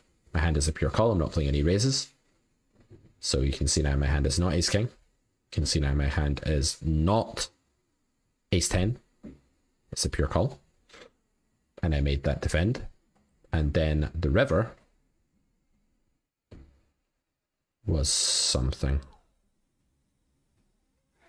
Don't remember. It was it's maybe a 4? I think it was a 4. Oh, it was a flush card. It was a flush card. So this was a diamond. This was a diamond. And then this was a flush river. So it wasn't rainbow. I wonder if that changes things actually, because there's more flush draws in my range now, more hands that are calling. Still doesn't make this hand a bet, right? 5-3 clubs is even more of a check now actually. So villain bet 75%. I call. What do you think my hand is, guys? Any guesses? Any guesses? And the river was a diamond of some sort. It may have been like the 4 of diamonds. I think it was something like that. And my opponent quickly checks with a hand he shouldn't have, the 5-3 of clubs, and my hand is now a pure check, and I checked, and I won. That's the story of the hand. What a fascinating story. Sit down, kids, it's story time with Mr. Carrots. I bet called the flop, I called the turn, I checked back the river. I love these hands. I love hands where I get to play my style. And my style is just like, keep your range pretty wide. It depends on the spot, right? My style is either checking loads and keeping your range wide and then seeing what you do, or my style is like extreme polarization. These are the two things I do. I'm not a mergy bet everything small player, apart from on the flop here with the tiny sizing. I'm not a B33 or B50 guy though, really. I'm like a huge overbet guy or like a one big blind everything guy. That's kind of why I do it, right? So I get to play my style in this hand where I just keep villain's range super wide with one big blind, and then I get to like be on the receiving end of the bets. I don't know, I kind of like that for some reason. I like playing that like counter-attacking sort of style. Was he a regular, says Laker fan. So this is the key to this hand. The reason this is an interesting story, and you're thinking like, no, it's not, Pete. It's just clearly not an interesting story. But the reason I think it is an interesting story is that it tells you a lot about the current status quo of poker and regs and reg types. So this was not a recreational player. The sizes were very reggy. They were very pre-prepared. This was not a recreational player at all. Sam is on his way, by the way. He says OMW. That means on my way. If you didn't know. So who is this? Like, who's this player that knows to attack the small C bet on this board? They know that's a good idea. That when I bet one big blind as button or cut off or whatever I was, I think I was button. They know to attack this spot. Let's see if Sam can answer this question, right? We're going to switch layout here. We'll let Sam into the equation there. We had his name on stream last time and he never actually showed up. So here we go. We can get him on the show now, hopefully. Need to move some stuff around because these are now going to go over here. This is going to go over here. This is going to go here. We have the wrong title. I recorded the finale, by the way, of the much-loved series. My guest layout's an absolute mess. Sorry, guys. I recorded the finale of Race to 25NL the other day. Title. Unlock title. Properties. What's this called? Study marathon. By marathon, I mean like a couple hours. But that's a huge stream for me, man. Couple hours, 2-3 hours, massive stream. And then we need to get the wizard on screen. And then I think we're good. There we go. All right. Let's bring Sam the Lamb into the equation here. Into the equation. Let's make Sam the Lamb relevant to us. Let's see if we can get him to show up. Oh, there he is. There he is. Look, there he is. There, guys. That's Sam. Look, in real time. Look at him reacting in real time to what we're doing. Look at him doing emojis and stuff, waving his hands about like some kind of wizard. Look at him dancing. Oh, they can't hear you. Hold on. I need to fix your... That is my name. I'm going to pause my music because I don't want the stream to get like stricken. Wrathfully stricken. And then I'll turn on my desktop audio. And now, they probably still can't hear you actually. But we're closer to them being able to hear you, which is good. Can you hear me? I can hear you. I just don't know if they can. Oh, they probably can hear you actually, because I think it's going into the right thing. Can you guys hear him? Is there a delay? No delay. Only like the default 3 seconds or whatever it is. So be careful, mate. Be careful. It's Pico's first time on the channel. They were saying earlier, and they've just asked, who is Sam? So I'll let you answer that. Excuse me? They don't know who you are. It's a disgrace. Yeah. Sam is an English cash game professional. Yes. Former student of Peter, who still owes me 2 lessons. Expired. Yeah. Play online, isn't it? Now, he's being a bit modest. Now, a pretty good poker player. Yeah, pretty good poker player. Yeah, I've been playing for a while, 5, 6, 7 years, something like that. I can't remember which. Played live, started in the pubs, home games, then pubs, then live. Progression. In the casino. The pubs. The pubs, man. Yeah, I was talking to Dave the other day, and he was like, he was saying how lucky you guys were to find that pub game that you found, where it was actually a nice environment, and it was like nice people that weren't like degenerate drunks or something. Yeah, it was amazing. It was a particular pub in Hackney. It was like a gamers pub, like retro consoles and stuff on the walls, really geeky, which isn't like really my cup of tea, but I can appreciate it. Like it's definitely better than a normal pub. But everyone, it was just like a mix of like 20 or 30 people who happened to be like the loveliest people you'll ever meet. And Dave said we were talking about it once. We were reminiscing a few months ago about it, and he quoted a line from The American Office, and he was like the way he feels about it is a line in The Office where it's something like, "I wish you knew at the time that you were living the good old days." Mm-hmm. Yeah. Like, I wish you knew now that you were living the good old days now. He says that's how he feels about it, and yeah, I feel exactly the same. It was such a yeah, everyone was absolutely lovely. It wasn't even about poker. It's when I started to care more about poker and learn, that's when it was started to be less fun. Yeah. In a way. Yeah. No, it just turned really. It was an amazing time. Mm-hmm. Amazing. Not the same anymore, unfortunately. Yeah, now you know what you know. It's just like trampling all over like insects. I'd imagine it wouldn't feel the same, would it?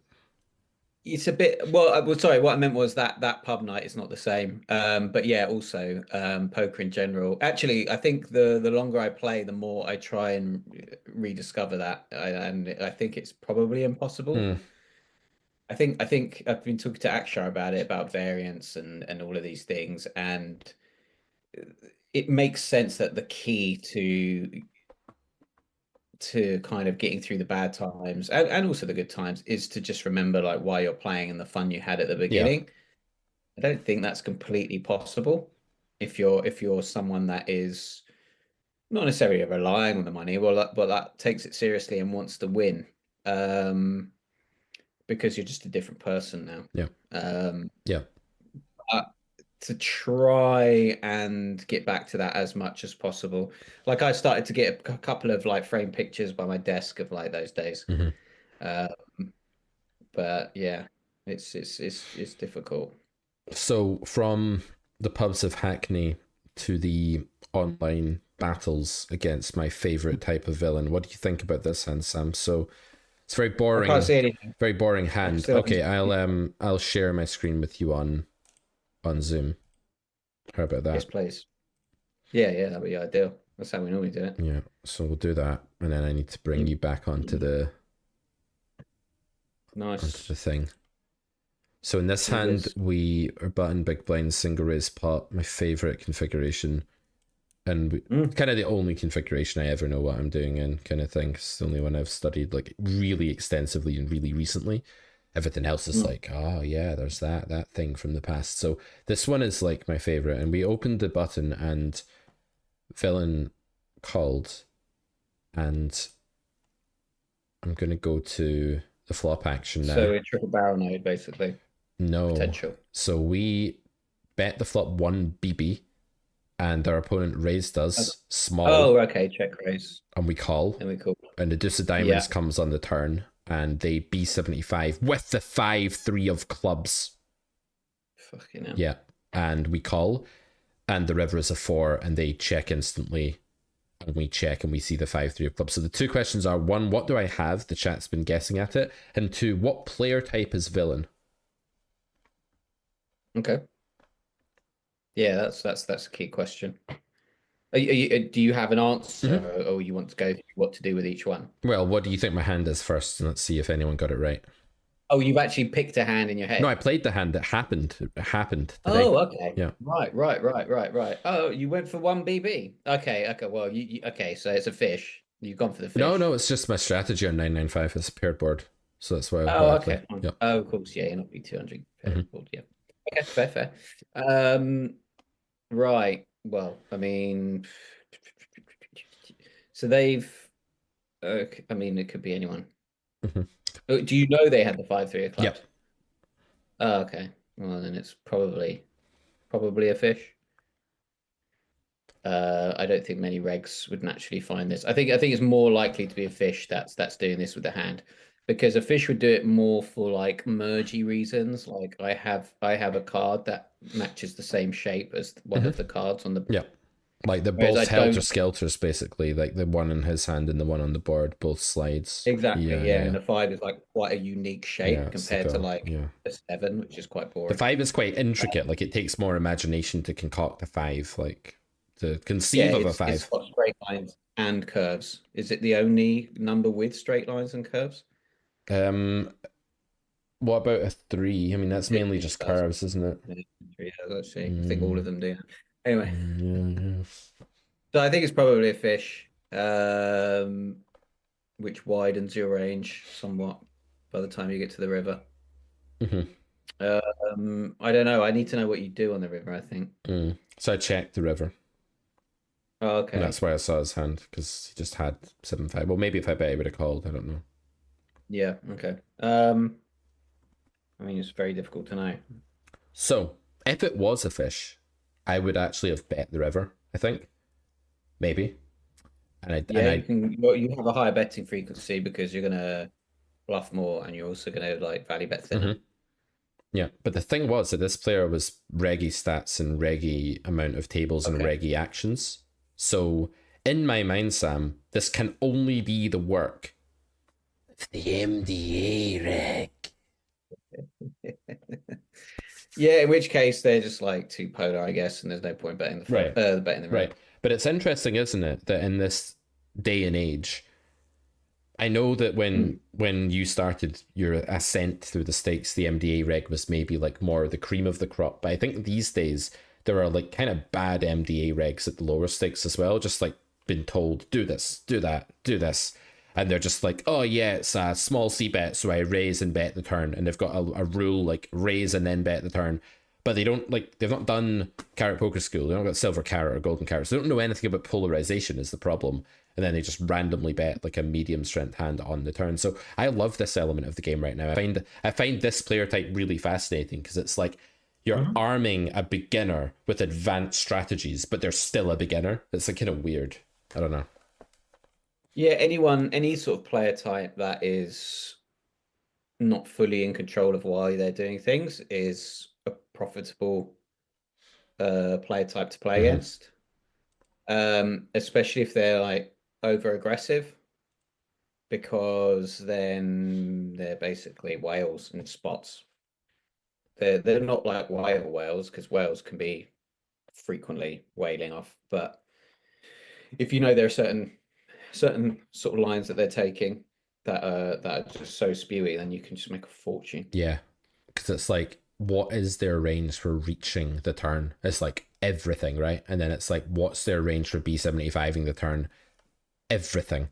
Then if I know that, you can have so much more fun on the river. What's the range for checking the river? Well, not a good hand, because that's clearly not something that's supposed to check the river here. I wouldn't think in MDA, maybe, and on this card a bit, but generally not.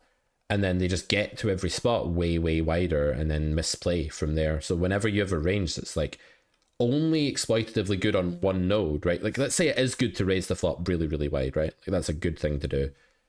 But then the problem is that on the branch where you call them, they're then left with this like abomination of a range on the turn, and they have no idea what they're doing with it, and it just compounds so quickly. So it's possible that like they can make a winning flop raise, but they give away too much of the EV on the streets where villain continues by not knowing what they're doing, that then the flop raise is no longer winning anymore, or something like that. Yeah, they're not sort of, they haven't researched further down the tree enough, I guess. Mm-hmm. Means against these kind of guys, you should just float really wide.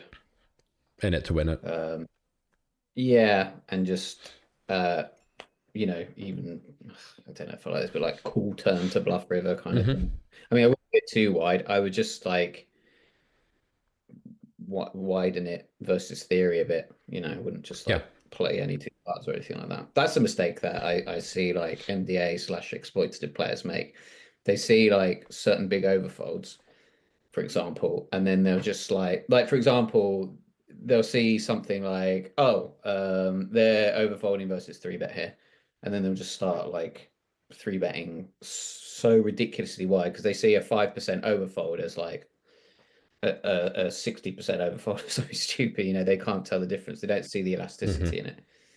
Whereas really, it could just mean that you just start three betting all your mixes, which is an insane Mm-hmm. increase. If you were to like if button overfolds to a big blind three bet, for example, if you start three betting the big blind with all your mixes, Mm-hmm. like it's an astronomical stat that you're three betting Yeah, there. because the mixes are like 28% average or something like that. Like King 4 suited is probably like a 25% three bet. You're doing it 100%. You're multiplying by four the amount of times you have that hand in that node.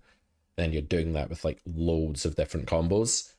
And Yeah, people there are do, very few hands that have mix. right. And people do have a HUD as well. So they have a built in HUD and they can glance at your three bet stat. I don't know. I think a lot of people are so lazy that they don't even check that sometimes at the lower stakes. But as you move up, people are going to look at your HUD and notice if you're 16% three bet and do something about it. Yeah, anyway, my. Yeah, and also Mm-hmm. I imagine there are sites that like have data on specific people, right? Mm-hmm. Yeah. So the higher up you go, the more people will use those. So they won't just see like your vague GG three bet stat, they'll see like your three bet stat in like multiple configurations. Yeah, so you can be getting exploited as an individual and not just as like the appearance on your HUD that resets every few days or whatever. Yeah, it's interesting. Yeah. So my hand in this spot was, in fact, aces. And someone got it right, in fact. And Nice.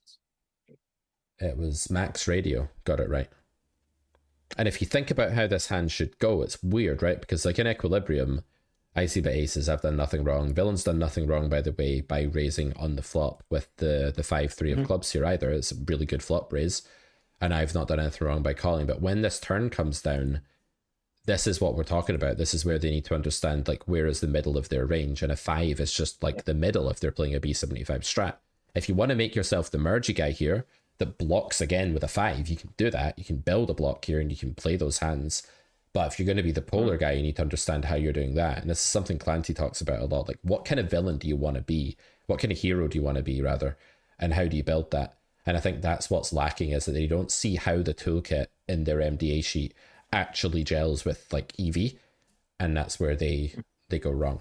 How should this go then? They should check. And here's a really interesting note, guys. What do you think I should do with aces when they check the turn to me here? Do you think I should bet? What toolkit do you think I should use? Am I answering this, or did you ask the That's the chat, but you can feel free to slowly amble my your own. instinct is to check with Same, aces. yeah. Given that, are you talking about in theory? Sure. Yeah, given that villain should be like still polar, and that aces does not really require much denial protection from hands that we beat. Just a lot of checking, I guess. Yeah. An Uh, interesting strategy here is to play like a lot of small bets, and one advantage to that is, well, loads of your hands do benefit a lot from denial, right? Like you could have sixes here just as easily as you could have aces, right? It's the same thing. yeah. And with sixes, you really do want to bet against an underprotected pool that just has too much Jack 10 and things like that. So I would definitely recommend, if you're crafting hero in the spot, you're building like your own strategy, I'd definitely recommend playing like a really small bet. And this is actually one of the spots in the game tree where I'm tempted to play a more merged, like tidy reopen, even though generally I like to be the leave your range wide, go to the next street with you and pull out sort of guy. I'm still tempted in this spot to play a lot of small bets. So if they do check here, GTO Wiz settles on like the small bet strategy. It decides to go 40%, and it does still check aces within that matrix, but it's then betting a lot of this other stuff. But what other option you have here is to dial this down to like 20% pot and just give villain like a real headache. Like I know guys, reopening for a small size, but let's face it, you're going to cause headaches in return here. Freddy, you cause yourself. And aces is still like one of those hands that really wants to check, but now sixes and sevens are getting up towards pure bet and are just clearly pure bets in real life. So I think this is a cool way to go. So how would this have gone if they were playing properly here? I would have checked back, and then on the four of diamonds river, it would get really interesting. So they're playing loads of block here because they just have all this five. They raised flop really mergy, and they don't have a lot of nine anymore because they would have bet that. So they then I really don't think humans will be they're blocking never doing five this, here. right? They're just not finding this. But in this wide configuration, we have so much ace king ace queen. So then he's meant to block, and then we're meant to not raise with aces, which is like super counterintuitive in theory, right? Like not raising with aces against block. I would in practice. I would raise in practice as well. Yeah. Yeah. It's one of those spots. So as played, he check raise bet and then he check the river, right? So it's so easy to like you're going to get so many folds when you bet. It's such a dilemma because I definitely want to value bet aces, especially with a diamond. And it's one of those. It's kind of like blood from the stone. It's one of those spots where you're like, actually, it's one of those spots where I think I've got a lot of fold equity, so I'm gonna bluff. That's not a problem. But it's just one of those spots you think it's just so hard to make money for value. So I wonder if, especially if it's like an MDA guy, I mean, it's going to happen with such little frequency, but maybe you just want to like bait them. Yep. I'm really small. I don't know, unless you think he is raising a five a lot, then I think you can go bigger.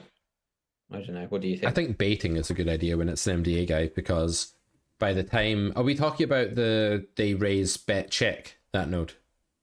When they check raise bet the turn and then check the river. I think they have a give up like 90% of the time plus in that spot. If you made me guess, I would say it's like very, very high. And so if someone's range is either like a five or a give up, the bait's just an excellent line, because like the five is going to have to call, and the give ups are going to be at least incentivized cognitively speaking to raise. And most people won't, as you say. Like most people with a five with an air hand are going to know it's ridiculously incredible and are not going to raise. But there will be the odd MDA guy that's just like read that you should raise small bets or something, and it's just doing that. Even though out of position raise isn't that good in MDA, and especially not in this spot, I wouldn't think. They might just misapply that and they might raise you anyway. But I'm always saying to people, like, if villain's range is air, like let's play a toy game where I have aces and you have seven deuce, and like I have the chance to bet or check, and I'm closing the action if I check, and that's showdown. Obviously I should bet. Sorry, villain has what? Sorry. Seven deuce pre and you have aces. It's like a pre-flop game. There's one street. I can check or I can bet any size I want, right? And you check, and I know your range is seven deuce. And I have aces, and maybe my range is strong, but you don't necessarily know I have aces. Like I should clearly bet, right? I wouldn't be right to be like, I'll check because it's blood from a stone and he's never going to pay. Because if you just pay 1% of the time, it's already better for me to bet than to check, right? And I think it's one of those spots where you just have to give them a chance sometimes, even if only 1 in 20 takes the bait. Like, that's what fishing is anyway, right? You ever been fishing? Like, usually none of the fish take the bait. The fish are like, nah, bro. Like, I'm not biting that thing. But, like, there's one stupid fish that takes the bait, and that's all you really need to do. So, if you're going to say that you shouldn't bet the river, but then you want to go fishing and sit around with a beer, with a carling, with a float and like a hook in it. Like, you may as well just bet the river at that point. Am I right? I agree. Yeah. Ever been fishing? Yeah. No, I never want to go. It's horrible, right? Cruel and boring. Well, I like the idea of it, like just chilling like on a boat, like in the middle of a lake or something. You know, like you see like Americans do. Oh, it looks nice. But then the actual idea of like touching bait and fish is Mm-hmm. like freaks me Like out. getting like a Uh, worm and like impaling it on a hook and then like having to whack a fish on the head when it like what a horrendous, that'd give me nightmares, man. I would literally not sleep for like a month if I went fishing. I don't want that life. I'm trying to look up something very quickly because I have a point.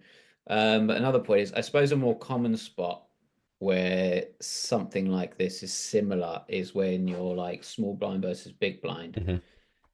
and you see bet they raise, and then the turn goes check check. Mm. Well, let's look at it actually. Um, Let's pull up such a spot. Why not?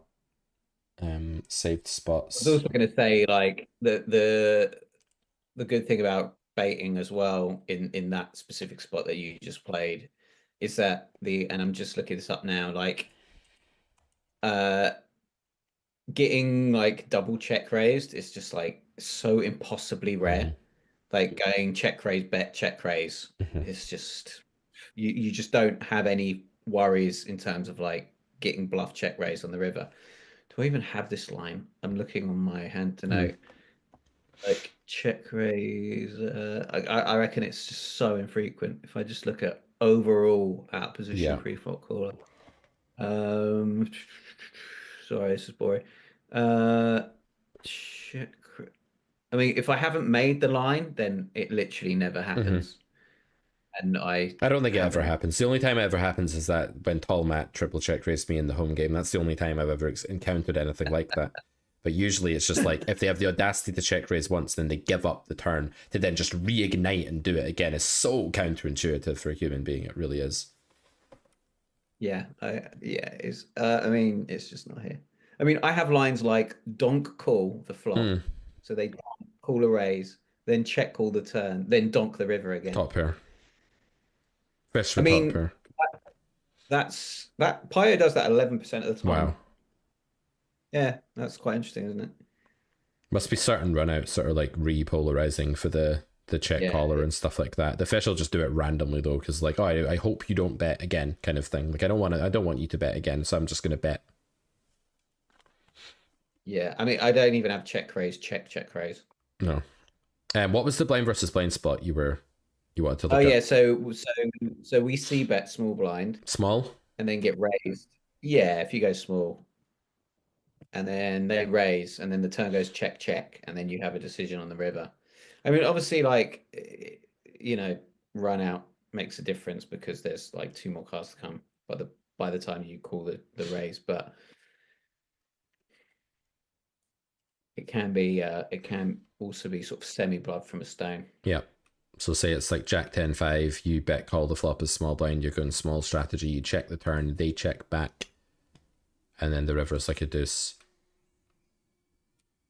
So they've polarized. So basically, whenever someone polarizes and then caps themselves, they're going to have an obscene folding range, both in theory and in practice on the next street. Yeah, And in this spot, we play a load of block now with our top pair. And I think the thing with that is like, one, they have some merges on flop, perhaps, that have a showdown here. Like they might raise like 5-4 and it might be a bluff catcher now. And secondly, they might have just hit the 7 or something like that, or they might have a jack. yeah, So they do have a bit of stuff that can call in this spot. Sometimes they pick up like this sort of shrapnel run out, like where like they have nothing they're yeah. giving up, but they just hit a bit of shrapnel like on the way to the river, and now there's something that you can like bet small against and get called. And that's like the only blood that comes from the stone apart from the baiting. So what would you do in this spot with like kings, let's say? Because solve is just like a check again with kings. Like I'm gonna hope that you reopen a jack for value that you bluff.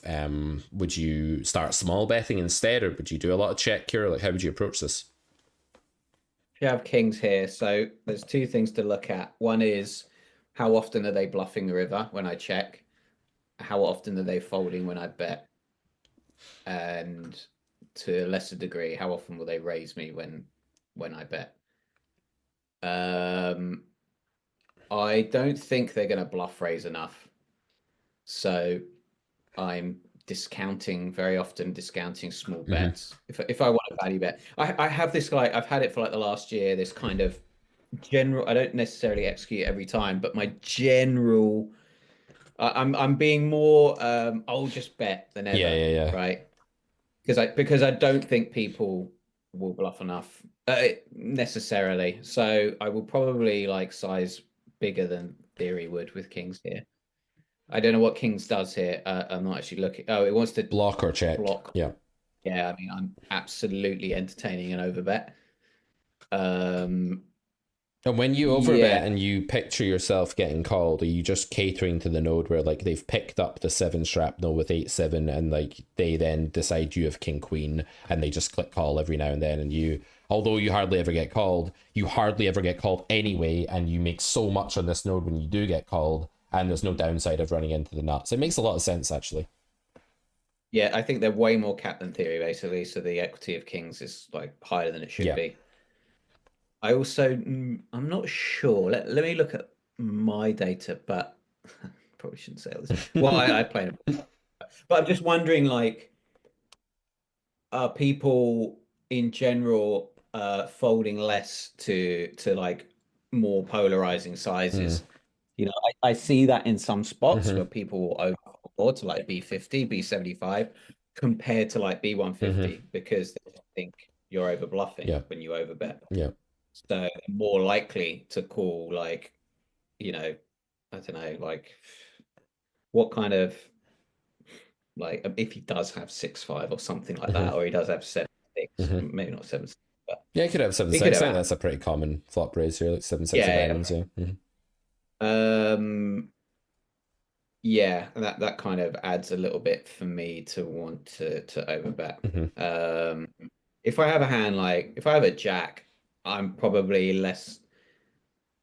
The more I block top Mm-hmm. pair, I'm probably more likely to go smaller. Mm-hmm. Yeah. That doesn't necessarily block. It needs to be like B75 or something. What do you think about people's like reignite frequency here? I also think this is very low. I think official reignite here randomly because they just want to win the pot. But I think against a reg, their reignite frequency on river, meaning guys like they check raise, they raise flop in position, big blind, small blind, turn goes check check. We check river and then they Raise, bet. check, raise. Yeah, that's pretty like it's probably overbluffed if it happens, but like hardly ever happens from the point of view of a reg. And it's overbluffed because of fish would be my guess. But what do you think? I reckon that might be By underbluffed. regs or Raise, by check anyone? by anyone Right. Okay. really. Interesting. Just so Possibly. unappealing that like they just have it sort of thing. Yeah, I think so. And I'm not really sure. I'm just trying to look. I don't even have the line. Mm. Um, Check raise, no, raise check bet. raise, check, raise. Oh, I was thinking raise check bet. Sorry, I'm just talking about if you check here, like Oh, if you raise, check, check the bet. No, kings. no, no, no. Oh, so you mean bait them with a check on the Yeah, river? yeah, yeah. Sorry, did I say bait them? I meant check my hand. Yeah. Mm-hmm. I would do that with like with the showdown values. I would do that with like a five, Mm. something like that. Mm. Yeah. Okay, we meant to bet some five exit. Yeah, a little bit. Oh no, that's two pair. That's two pair. Yeah, okay, we're checking anyway. Yep. 5-3. What's 5-3? Oh, 5-3 is bluffing because it's all in. It's going. Yeah, it's doing some like big overbet, weird thing at some low frequency, I guess. Mm-hmm. Okay. Um, yeah, there's not really much um sort of third pair kind of hands that is betting anyway. In fact, there's not I'm any. just wondering if you have kings, like, do you like we've talked about your overbet idea, like going big, saying they're capped, getting that value. If you check with kings, like, is there an argument for that based on so much of their range being air that even if check just gets them to bluff, sometimes they're still it's like an okay way to harvest, or like what do you think the regs tendencies are when it comes to raise check bet, like reigniting there with a bet, not with a raise on the river, And with the bet. anecdotally, it feels like they're kind of one and done the flop. Yeah, same. If that's the case, that means the river bet frequency is lower than it should be, in which case you have to do the betting for Yeah. them. If you have any reason to think they're going to bet too often on the river, then you should absolutely check raise, I think. Yeah. That's what it is. It always comes back to thing though. The first time I learned about that in like a theoretical way was when in Carrot Poker School actually. Unintentional plug. But we were talking about, you gave the example of the EV of pocket fives. You gave like an example board like King Queen five, like EP versus big blind. Comes King Queen five, and you said the EV of pocket fives for big blind is higher than the EV of pocket fives for EP. Yeah. Yeah, mind-blowing stuff when you first hear That it. was like, whoa, that's cool. It's so cool because I wonder if chat can get their head around that. So under the gun against big blind, King Queen 5, pocket fives has way higher EV when big blind has it for big blind than under the guns pocket fives have for under the gun. Higher than the. I'm just like putting on the stream because I don't have the chat. And can you guys understand that? Like, it's kind of weird, right? Why does big blind, the out of position player, have way higher EV with a set than under the gun has with a set? It's all to do with fold frequency. That like applies to like so many things. Anytime your opponent's range is just unnaturally weak, and big blind's range there is kind of naturally weak in a sense because they've just had to defend pre for pot odds. But when you see bet the flop small under the gun against big blind, the fold equity is way above the pot odds norm, right? Like if you B33, they're meant to defend 75% of their range to meet MDF, but they fold 42%, 45% of their range in that spot. So the reason that big blind has higher EV with a set than under the gun has with the same set is that when under the gun bets, big blind is folding loads of their range. But if big blind was to donk bet or check raise or whatever, there's no overfold from under the gun because they have a naturally strong range. They don't have excess junk to shed. Man, I missed the early CPS days where I was like, I actually don't because I hated it at the same time because it was so hard work. But like, remember doing a lecture to like 12, like you and 13 other like guys that have shown up that are super serious about poker. And I'm like doing some lecture in the afternoon, like talking for 2 hours, like losing my voice, building the PowerPoint. Oh, sorry guys, there's a mistake there in the PowerPoint. So it's like not a polished article yet and all of that. That was a different time. Yeah. It was that one time you were showing like bits of the pie and they look like arseholes or something like that. I can't remember what it was. And you like made a note, change slide for next time, look like arseholes, and then you forgot to do it. And then the next time you did the lecture, it just came up with the note. Yeah, good times, good times. Yeah. Yeah, I mean, like you said, and in like pocket fives with big blind having pocket fives, they're just going to face a range bet, aren't they? So that they when they check, they face 100% betting frequency from under the gun. Right. That's actually a more relevant point than what I said. Like that's the heart of it, and what I was saying is more like an addition. Like that was the point you made. That's the point I made back then. Yeah, but what I was thinking about now, funnily enough, was like the next raise isn't overfolded to either when you're big blind, but when you bet as under the gun, it's overfolded to immediately. So both things are at play there. Yeah. And there's no donks, right? As well, so it's not like, Right. So interesting. Yep. Why do we get to that? Oh yeah. For raise bet, raise check, whatever it is. Yeah. So poker's basically if they bet too much, check raise like you're nuts. And if they're going to probably fold too much, to be honest, unless they've hit some shrapnel. I like that phrase. Shrapnel's good. Yeah, we'll go with that. If we ever redo the Carrot Poker School, we'll talk about shrapnel. Targeting shrapnel. I've only got another 5 minutes, unfortunately. That's all right, mate. I'm gonna go quite soon as well because I need to finish the short I was making before 4 o'clock. But let's. Yeah, I need to go forward. Yeah. Well, given you've got 4 minutes, have you got to guess the object ready, or are we not doing that? Oh, I could do that. Yeah. All right. So, guys, I'll explain the rules while you go find an object then. Hang on. Well, you got one to hand. This is going to give it away. It's just reachable already. It's like in his pocket or something. All right, guys. So, no, I might find it. So, Guess the Object is a game that we used to run back in the old days, and no one has ever won Guess the Object. And Sam is the host of this game. He has an object in his hand, and you guys need to guess what it is. You only get one guess each, and you can start guessing now, and we used to play Who Wants to Be a Millionaire music, but we don't do that anymore because of copyright and YouTube, and they've ruined everything, and we can't do that. So I'll sing it instead, and then we'll do it.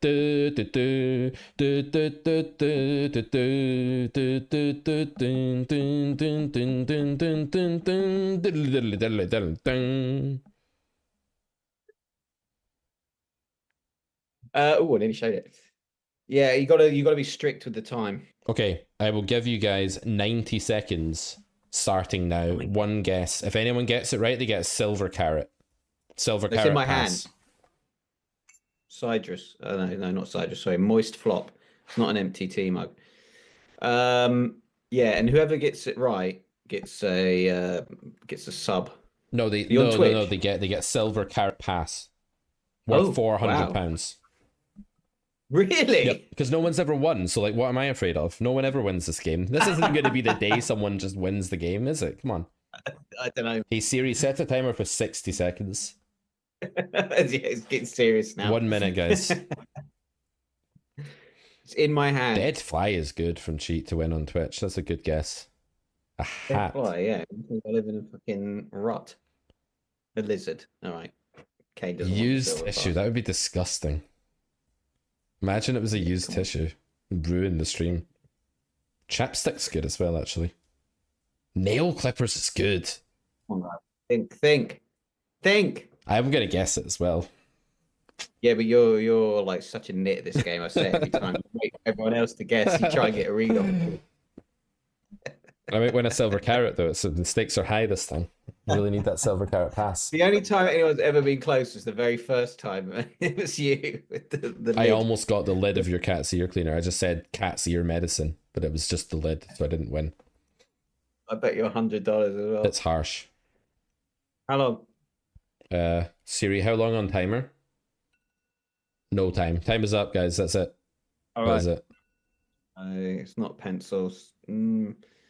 Yeah. Okay. Do you want to see? Hold on, I've not guessed. Go for it. I think it is.